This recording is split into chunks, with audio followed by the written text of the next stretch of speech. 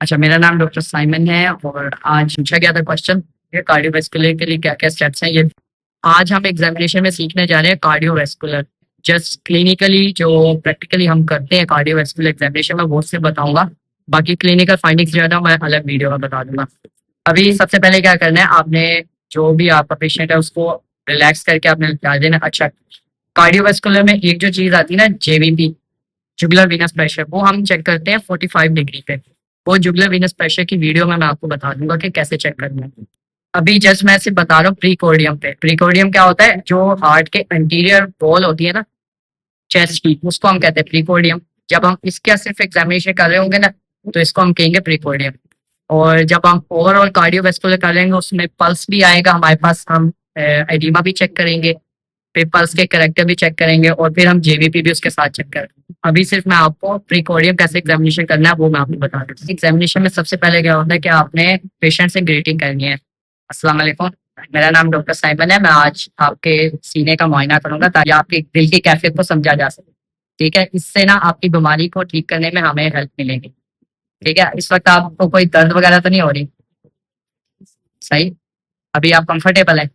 अच्छा, इस तरह आपने पेशेंट से पूछ लेना। अच्छा, मैं तो यहाँ पे जस्ट नॉर्मल लैंग्वेज यूज कर रहा हूँ, आपने लोकल लैंग्वेज यूज करनी है। आपने कोशिश करनी है कि इंग्लिश के कुछ वर्ड्स होते हैं जो पेशेंट को समझ नहीं आ रहे, तो आपने उसका पूछना है। आप आगे चलते हैं। पहला स्टेप क्या होता है? ग्रीटिंग करनी है, कंसर्न लेना है और इन्फॉर्म करना है कि मैं क्या करने जा रहा हूँ। और हाँ, साथ में ये भी पूछना है, अच्छा मेरे मुआयना के दौरान अगर आपको कहीं दर्द होना तो मुझे उसी टाइम बताना, मैं रुक जाऊँ। ये हर जगह पे आपको पूछना होता है। दर्द का मैंने पूछ लिया, आप चलते हैं सबसे पहले पे इंस्पेक्शन पे। इंस्पेक्शन के लिए, इंस्पेक्शन से पहले होता है एक्सपोजर। आप जो हाँ प्रिकोडियम के लिए एक्सपोजर जो है ना, आपको शर्ट रिमूव करनी चाहिए आयरन। लेकिन आप नॉर्मली क्या कर सकते हो, जैसे यहाँ पे शर्ट है तो मैं बटन क्लोज करके अपने प्रिकोडियम को एक्सपोज कर लूंगा, या अगर टी शर्ट पहने होगे तो उसको यहाँ ऊपर तक एक्सपोज कर दूंगा, क्योंकि जेवीबी तो अभी मैं कर नहीं रहा। लेकिन आइडियली शर्ट रिमूव होनी चाहिए प्रिकोडियम के एग्जामिनेशन में। तो अभी मैं टेस्ट करूंगा, मैं आपकी शर्ट जो है ना, मुझे चेक करने के लिए आपकी शर्ट खोलनी पड़ेगी। आप बटन खोल देंगे? ठीक है, हमने जैसे यहाँ पे एक्सपोज कर दिया, जहाँ पे शर्ट थी तो हमें इजीली जो है ना एक्सपोजर मिल गया। एक्सपोजर का फायदा क्या होता है ये मैं आपको सिग्निफिकेंस बता देता हूँ। जैसे ही आप एक्सपोज करोगे, आपकी देखते ही आपको ऑब्जर्वेशन में ही आपको चीजें पता चल जाएंगी। आपने अब इंस्पेक्शन पे मेन मेन चीजें क्या नोट करनी है? अब मेन हेडिंग्स होती है, इसमें हमने स्कार मार्क देखना होता है, विजिबल पल्सेशन और बहुत सारी चीजें आ जाती हैं। मैं जब बताता हूँ, जैसे ही आप एक्सपोज करोगे आपको क्या क्या चीजें नजर आ सकती हैं।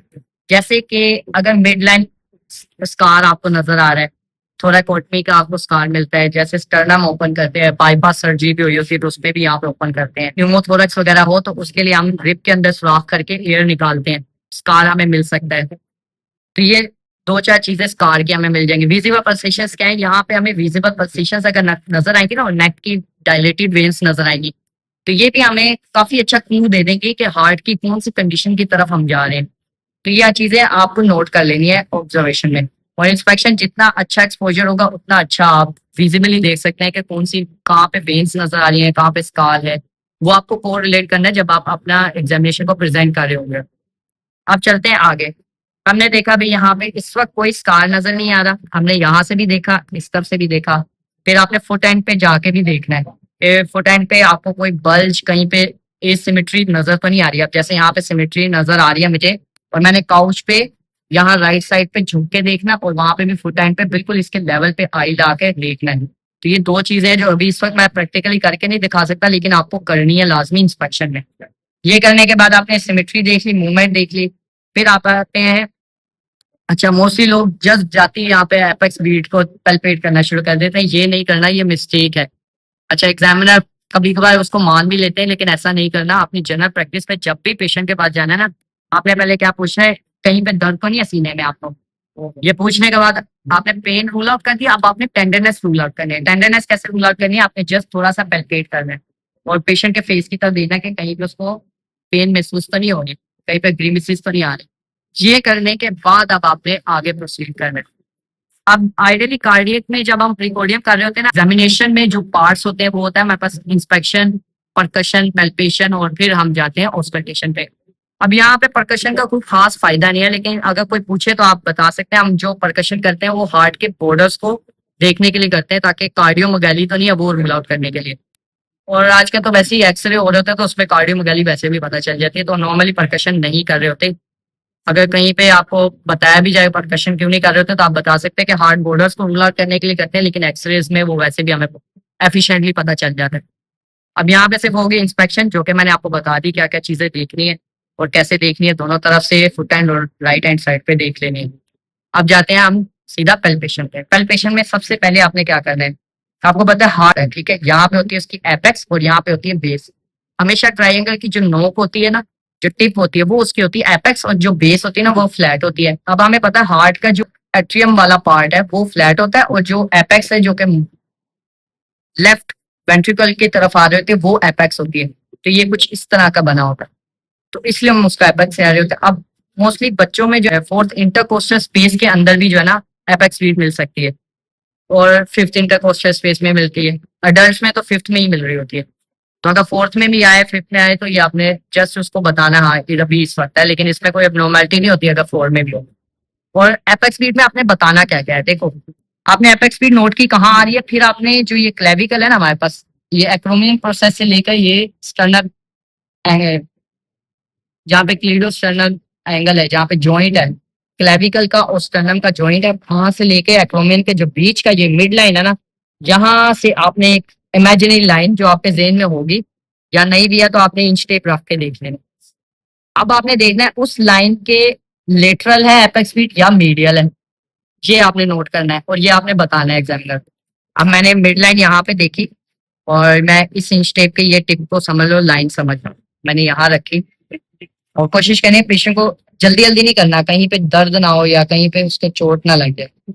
यहाँ रखी, अब मैं यहाँ पे आ गया। अब ये मैंने ये जो लाइन है ना ये मेरी मिड क्लेविकुलर लाइन आ रही, ठीक है, इस तरह रखा। अब मैंने एपेक्स बीट को पैल्पेट करना है, तो मैं जस्ट बता देता हूँ। यहाँ पे जहाँ पे हमारे पास स्टर्नम के साथ जुड़ रही होती है ना क्लेविकल, इसके नीचे होता है हमारे पास मैनिब्रम स्टर्नाई कहते हैं इसको।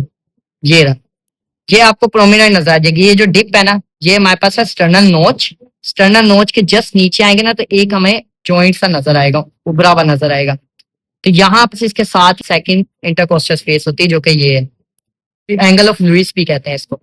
यहाँ से हमने सेकंड रिप, ये होगी थर्ड रिप, जैसे आपने नापते हुए आना है, ये फोर्थ रिप और ये होगी फिफ्थ रिप, ठीक है। ये नापने का तरीका है। इससे पहले आपने क्या करना है, हाथ रख के आपने एपेक्स स्पीड को देखना है कहाँ पे आ रही है, उसके बाद आपने नोट कर लेनी किस रिप पे आ रहा है। अब जैसे मिसाल को मैंने हाथ रखा और मैंने फील किया कि कहाँ पे एपेक्स स्पीड मुझे मिल रही है। एपेक्स स्पीड की एक डेफिनेशन है, lower and outer most part where the maximum heart beat can be palpable. ये इसकी नॉर्मल डेफिनेशन होती है। तो मैंने हाथ रखा और मैं फील करता हूँ।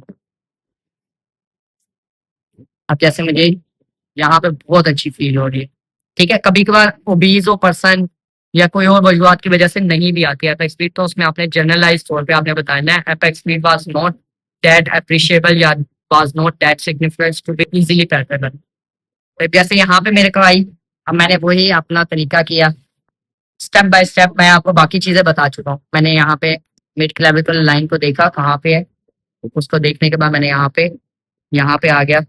अब ये जैसे मिड क्लेविकुलर लाइन के जस्ट थोड़ा सा मीडियल है और यहाँ पे आ रही है, तो मैंने एंगल ऑफ लुइस से सेकंड थर्ड फोर्थ और ये फिफ्थ रिप के अंदर आ रही है, जस्ट 1 सेंटीमीटर और 2 centimetre medial to the mid clavicular line, ठीक है। ये हमारे पास एपेक्स बीट और ये सबसे ज्यादा इंपॉर्टेंट है इस एग्जामिनेशन में। ये करने के बाद अब आ जाते हैं हम लोग मरमर पे। अच्छा, दो चीजें आती हैं, एक आती है हार्ट में थ्रिल आता है और एक आता है हीव आता है। अब जैसे मेरा ये हैंड है ना, यहाँ पे थ्रिल चेक होता है और यहाँ से हीव चेक होती है। हीव क्या होती है, हमें पता है कि स्टर्नल एंगल के जस्ट लेटरल यहाँ पे लेफ्ट साइड पे हमारे पास राइट जो राइट वेंट्रिकुलर जो है वो आ रहा होता है, ये स्टर्नम है।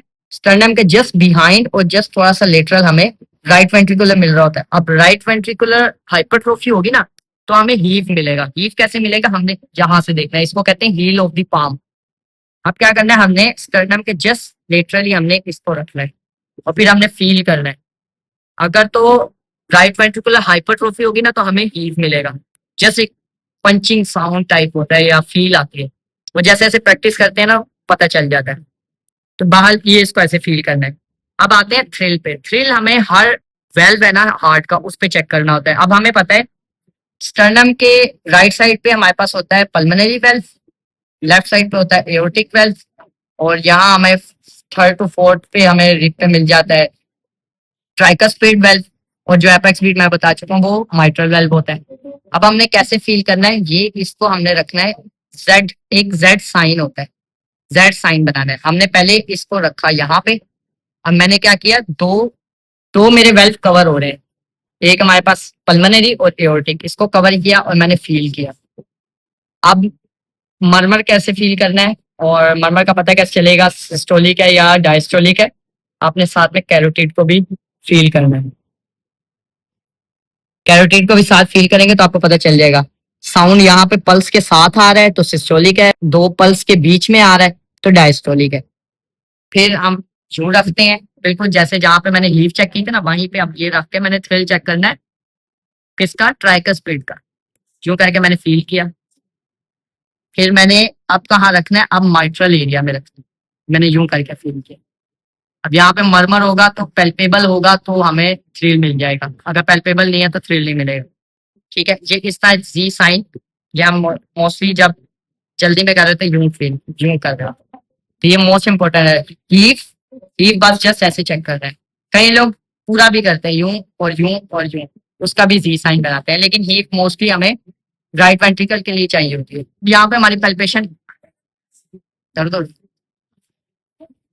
ठीक हुआ, ठीक हो गया, हाँ शिफा मिल गया। अपने पेशेंट के साथ रैपो बिल्ड करनी है। जैसे अब मैं करते हुए क्या करूंगा, सुबह नाश्ता किया था, क्या खाया था, ब्रेड अंडा खाया था। अच्छा, मजा आया था, पसंद है आपको? कौन सी क्लास में पढ़ते हो? फोर में पढ़ते हो, अच्छा। क्लास में रिजल्ट कैसा आता है आपका? अच्छा आता है। क्लास में आपके दोस्त हैं, दोस्त हैं आपके? खेलते हो आप उनके साथ, गेम वगैरह करते हो? गेम कौन सी पसंद है आपको? Free fire. फ्री फायर पसंद है? नहीं, दोस्तों के साथ क्या खेलते हो? दोस्तों के साथ हम ऐसे सुपर मोबाइल खेलते थे, फुटबॉल वगैरह। सही। अब जैसे आपने मेरे को यहाँ पे देखा, मैंने पेशेंट के साथ रेपो बिल्ड की है, उसके साथ मुसलसल गुफ्तगू करता गया और साथ साथ मैंने अपना एग्जामिनेशन कंप्लीट किया। आपने भी जस्ट ऐसे ही फॉलो करना है। ये क्लिनिकल टिप है, ये एग्जामिनेशन के अलावा आपको जनरल प्रैक्टिस में आनी चाहिए।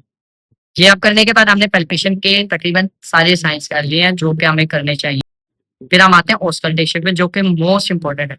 ऑस्कल्टेशन पे क्या करना होता है, हमने स्टेथ का ये होता है हमारे पास डायफ्राम, और ये होती है बेल। बेल का मुख्तलिफ यूज है, डायफ्राम का मुख्तलिफ यूज है, ये मैं अलग वीडियो में बता दूंगा। अभी जस्ट सिर्फ मैं आपको पॉइंट्स बताता हूँ कहाँ कहाँ कैलकुलेट करना है। अब मैंने स्टेथ लगाया, अब इसके डायफ्राम से जो है ना, मैंने अब माइट्रल से शुरू करूँ या एओर्टिक पल्मोनरी से करूँ, वो मेरी मर्जी है। मैंने जैसे माइट्रल मुझे पता था या फिफ्थ रेट पे आ रहा था, मैंने यहाँ पे लगाया, S1 S2 को देखा जो कि नॉर्मल हार्ट साउंड है, उनके करेक्टर को देखा। फिर उनके करेक्टर में बहुत सारे फीचर्स आ जाते हैं, वो मैं अलग वीडियो में बताऊंगा, वो नोट करने हैं। वो नोट करने के बाद फिर आपने क्या करना है, फिर देखना है आपने कोई एडिट साउंड तो नहीं आ रहा है। फिर आपने देखना है कोई S1 और S2 के अलावा S3 वगैरह तो नहीं आ रहा है, S3 वगैरह तो नहीं आ रहा, या S4 तो नहीं आ रहा, वो मैं आपको बता दूंगा वो होते क्या है। वो नोट किया, फिर ऐसे ही आप आए जो हमारे पास ट्राइकस्पिड एरिया है वहां पे आए, वहां पे आपने रख के, अच्छा ये मैंने स्टक इसलिए उतारा ताकि मेरे को कोई सब नहीं आती है। ये मैंने कल पे इस पे भी मैंने मरमर सुना और हार्ट साउंड सुने। अच्छा ये बड़े आपने गौर से सुनने हैं और अपने नॉर्मल प्रैक्टिस में बाकी चीजें तो आप कर लेंगे क्योंकि पेल्पेशन बाकी मिलती जुलती है बाकी एग्जामिनेशन। ऑस्कल्टेशन जो हार्ट की है मोस्ट इंपॉर्टेंट है, इसको करने के लिए आपने मुसलसल अपनी प्रैक्टिस में रखना है कि आप ऑस्कल्टेशन नॉर्मल हाउस की करते रहे, ताकि आपको S1 और S2 क्योंकि बहुत छोटे होते हैं, लब डब बहुत स्पीड से आते हैं। आपको इसके अंदर जरा सा भी डिफरेंस नोट करने के लिए आपको प्रैक्टिस बहुत ज्यादा होनी चाहिए। आपने यहाँ पे एडिट साउंड्स देखा और करेक्टर देख लिया आपने इधर भी। फिर इसी तरह हम एओर्टिक पे आए, second intercostal space on the left side and again we move to the right side, second intercostal space for the pulmonary valve. और हमने यहाँ पे भी वही चीजें करेक्टर वगैरह नोट किया उसका। अब करेक्टर्स की बहुत सारे फीचर्स हैं, वो सब आपने नोट करने हैं यहाँ। तसल्ली से आपने ये सुनना है। सुनने के बाद आपने अब ये ऑस्कल्टेशन का आपका काम तकरीबन कंप्लीट हो गया ऑन द प्रीकोर्डियम। हमने प्रीकोर्डियम का एग्जामिनेशन करने के बाद अब पेशेंट को आप शुक्रिया कह के खत्म कर सकते हैं, या आपको अगर और भी कमांड मिली है तो आप उसको प्रोसीड कर सकते हैं। अच्छा, इसके साथ और जो रिलेटिव एग्जामिनेशन, अगर आपको कहते हैं ना रिलेटिव एग्जामिनेशन, तो आप उसके साथ क्या क्या कर सकते हैं वो मैं आपको जस्ट बता देता हूँ। जीबीपी आप चेक कर सकते हैं, ठीक है। लिवर, लिवर क्यों कर सकते हैं, मैंने लिवर की वीडियो में बताया था कि लिवर एनलार्ज होता है तो वो हमारे पास जो इंफीरियर वेना कैव है ना उसको भी स्क्वीज कर रहा होता है, ठीक है। और उसकी वजह से भी कंजेस्टिव कार्डियक फेलियर हो सकता है, और कंजेस्टिव कार्डियक फेलियर की वजह से लिवर भी मसला हो सकता है। तो ये दोनों इंटरचेंजेबल है। तो आपको बाकी ऑर्गन्स को भी देखना है कि वो तो नहीं ये पोज करवा रहे हैं। तो लिवर को भी आप जस्ट पैल्पेट करके आप लिवर का साइज देख सकते हो कि लिवर का साइज क्या है। वो मैं वीडियो में बता सकता हूँ, यहाँ पे मैं जल्दी जल्दी बता देता हूँ। आपने परकशन कहाँ से शुरू करनी है, सेकंड इंटरकोस्टल स्पेस देखनी है कहाँ पे, सेकंड इंटरकोस्टल स्पेस देखनी है कहाँ पे, जैसे यहाँ पे मैंने यहाँ से परकस करना शुरू किया। दर्द तो नहीं हो रही है, अब हो रही है। अच्छा, परकस कैसे करना है ये मैं बता दूं। ये हमारे पास फ्लेक्सीमीटर और ये फ्लेक्सर होता है। ये हमने इसके ऊपर स्ट्राइक करना होता है, मिडिल दोनों हैंड्स की मिडिल फिंगर यूज कर रहे होते हैं। इसके ऊपर स्ट्राइक करना और मूवमेंट आपके रिस्ट पे होनी चाहिए। ये क्यों होती है, जब ये रिस्ट पे होगी ना तो आपके ये हाथ ढीला हो जाएगा, तो ये आराम से जैसे हैमर को हम मारते हैं ना, ये जस्ट वो बन जाएगा। अगर आप यहाँ पे एल्बो पे करेंगे ना तो ये ज्यादा जोर से लगेगा और वाइब्रेशन आपको महसूस नहीं होगी। ये ढीला छोड़ने का मकसद ही होता है वाइब्रेशन। जैसे यहाँ पे डल आ रहा है, डल आ रहा है। अब मैंने यहाँ से किया, यहाँ पे मैंने इंच टेप रख ली अपने पास, और यहाँ से मैंने पेल्पेट, गहरी सांसें लो। जब पेशेंट इनहेल करेगा लीवर नीचे आएगा, आराम से पेल्पेट होगा, तो मुझे पता चल जाएगा हाँ ये लीवर है। जब एक्सहेल करेगा छोड़ देना, फिर लो, छोड़ दो, फिर लो। अच्छा, जब अगर लोअर बॉर्डर वैसे आपको पेल्पेट नहीं होना, छोड़ दो, बस अब नहीं लेना।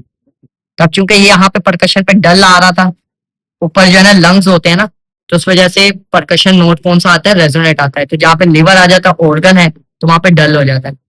तो ये हमें लोअर बॉर्डर, हमने जैसे यहाँ पे पेल्पेट नहीं हुआ तो जो रिब है, रिब का लोअर बॉर्डर को मैंने लिवर का भी लोअर बॉर्डर समझ के मैंने यहाँ से नापा, तो मेरे पास कितना आ गया, 9 सेंटीमीटर। जैसे ये 9 सेंटीमीटर तक लिवर स्पैन, इसको कहते हैं लिवर स्पैन। तो ये आपने देख लेना है कि लिवर स्पैन नॉर्मल लिवर के साइज में आ रहा है या नहीं है, ठीक है। ये नोट किया। और जनरली आपने जेवीपी करना होता है, जेवीपी के लिए आपको 2 स्केल्स चाहिए होते हैं, वो मैं अलग वीडियो में अच्छे से समझाऊंगा। तो वो आपको 45 डिग्री पे 2 स्केल्स, एक वर्टिकल रखते हैं एक हॉरिजॉन्टल, और पेशेंट जो है ना 45 डिग्री पे होता है, वो नोट करना है। फिर इसके साथ आपने कैरोटिड पल्स को देख लेना है, पहले एक को चेक करना है फिर दूसरे को चेक करना है। ये आता है रिलेटिव टू द प्रीकोर्डियम, अगर आपको कहते हैं ना रिलेटिव भी करें, तो आप पल्स को देखें कि आपकी कैरोटिड पल्स दोनों सिमेट्रिकल आ रही है, दोनों का प्रेशर सही आ रहा है, मैच कर रहा है या नहीं, और दोनों एक साथ। अच्छा, ये मोस्ट इंपॉर्टेंट बात, ये कभी भी किसी भी एग्जामिनेशन में आपने कैरोटिड पल्स को चेक कर रहे हैं ना, तो दोनों पल्स आपने एक साथ नहीं चेक करनी, हमेशा पहले एक को चेक करना है फिर दूसरे को चेक करना है, ठीक है। इस तरह प्रोसीड करना है। यहाँ पे हमने रेलेवेंट में जेवीपी भी चेक कर ली। कैरोटिड का मैं बता रहा था कि दोनों कैरोटिड हमेशा एक साथ नहीं चेक करनी, वरना सिंकोपी में जा सकता है पेशेंट, अगर ब्रेन का फ्लो रुकेगा। पहले आपने एक चेक की फिर आपने दूसरी चेक की, इस तरह चेक करनी है। जीवीपी मैं अलग में बता दूंगा। और क्या चेक करना है, यहाँ पे आपने एडिमा वगैरह, एसाइटिस वगैरह भी साथ में चेक करनी है, ताकि लिवर के किसी कोर्स को रूल आउट किया जा सके। ये चेक करने के बाद आपने हाथों में, हाथों में बहुत सारी चीजें हैं जो हमने हार्ट के लिए चेक करनी होती है। क्लबिंग चेक करनी होती है। क्लबिंग कैसे चेक कर सकते हैं, जैसे अब ये बड़ा बच्चा, आप उंगलियां ऐसे करो, ये शेमरोथ साइन होता है। ये हम यूं करते हैं, बीच में डायमंड बनना चाहिए, यूं ट्रायंगल। अगर ये बन रहा हो तो हम कहते हैं क्लबिंग नहीं है। अगर ये लॉस हो जाए ना तो फिर हम क्लबिंग चेक करते हैं कि कौन से ग्रेड में, उसकी ग्रेडिंग है वो मैं अलग से बता दूंगा। यूं करो। अब जैसे इसके केस में ये नीचे वाली नेल पे, ठीक है, इसके केस में क्लबिंग नहीं है। अगर इनके अगर पेशेंट ऐसे नहीं भी कर सकता ना, तो आपने क्या करना है, कार्ड यूज करना है। अब मैं बताता हूँ, क्लबिंग अगर यहाँ से नहीं ना आती तो कार्ड से कैसे चेक करनी है। आपने नेल, कोई सी भी फिंगर का आप नेल लो और उसके ऊपर ऐसे कार्ड रखो, जो मैं अपन नेल बेड से लेके नेल की टिप पे जा रहा हूँ। अगर इस कार्ड और नेल के बीच में अगर गैप आ रहा है ना यहाँ पे, तो फिर क्लबिंग नहीं है। अगर नहीं आ रहा तो फिर हम ग्रेडिंग उसकी चेक करेंगे कौन सी। तो ये 2 मेथड होते हैं क्लबिंग के।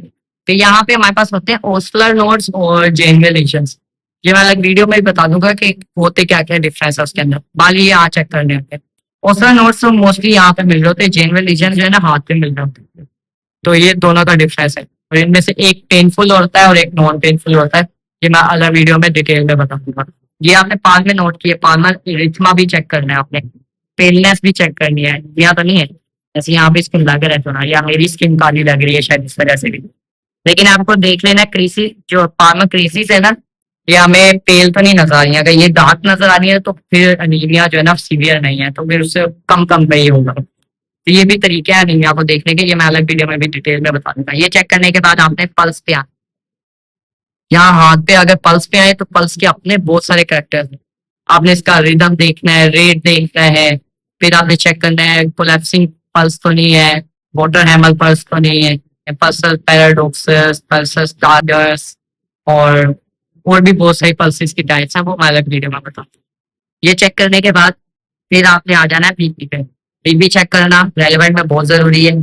तो आप बीपी का जो बच्चों का साइज है, अगर बच्चा है तो बच्चों के साइज का आप बीपी कफ यूज करेंगे। यहाँ पे तो मेरे पास बड़ा है, मैंने यहाँ पे बीपी कफ लगाया और बीपी नोट कर दिया। अब बीपी नोट करने का भी तरीका मैं अलग से वीडियो बताऊंगा। यहाँ पे जब कब बीपी आपने नोट करना है।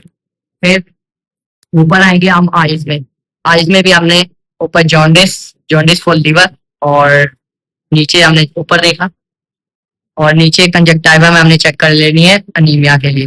ठीक है, और जब जॉन्डिस के लिए चेक करें पेशेंट को कहेंगे नीचे देखो, नीचे देखेगा, हमने वहां पे स्क्लेरा को देख लेना। तो ये दोनों चीजें नोट करनी है। फिर हमने आना है साइनोसिस पे।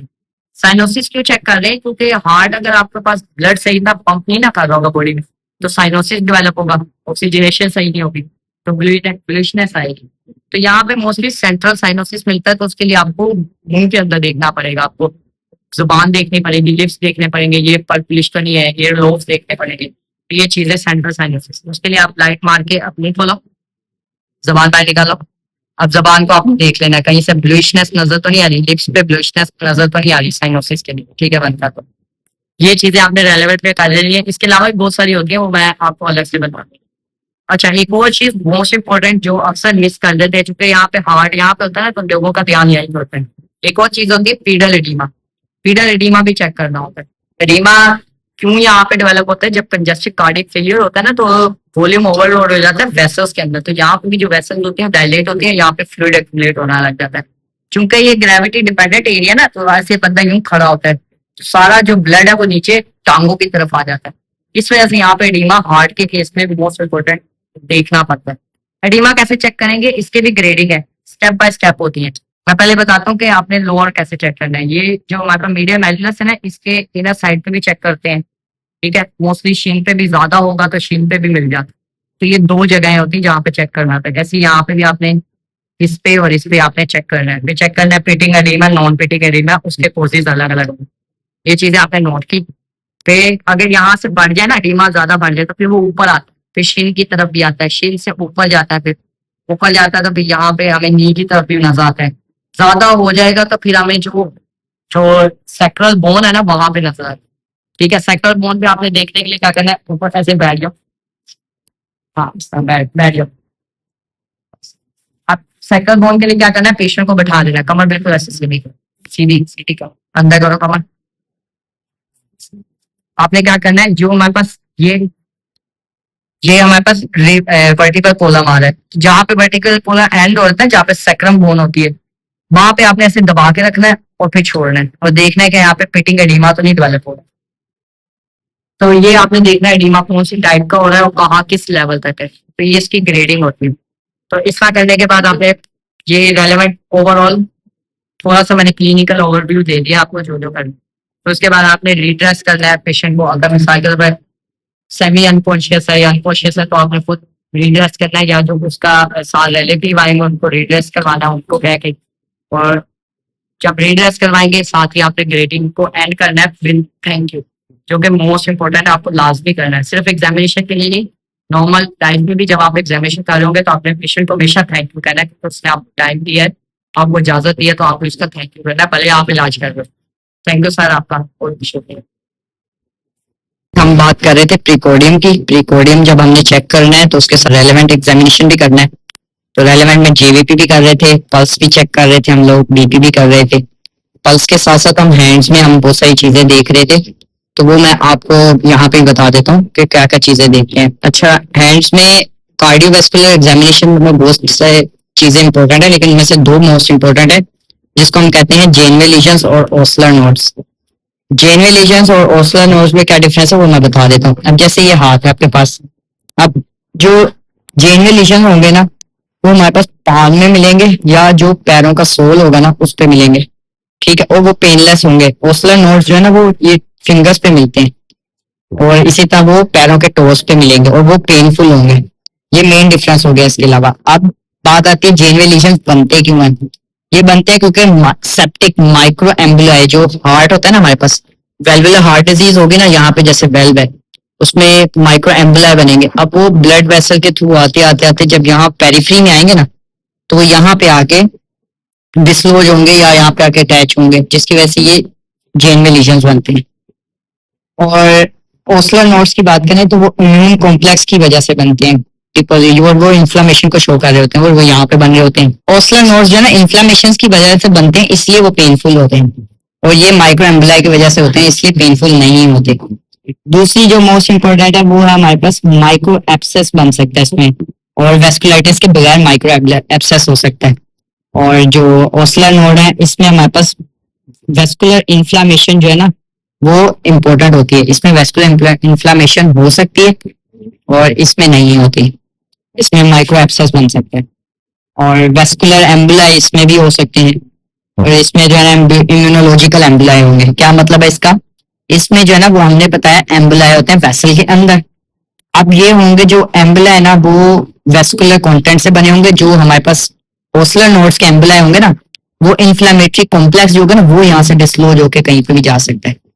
तो ये डिफरेंस होते हैं।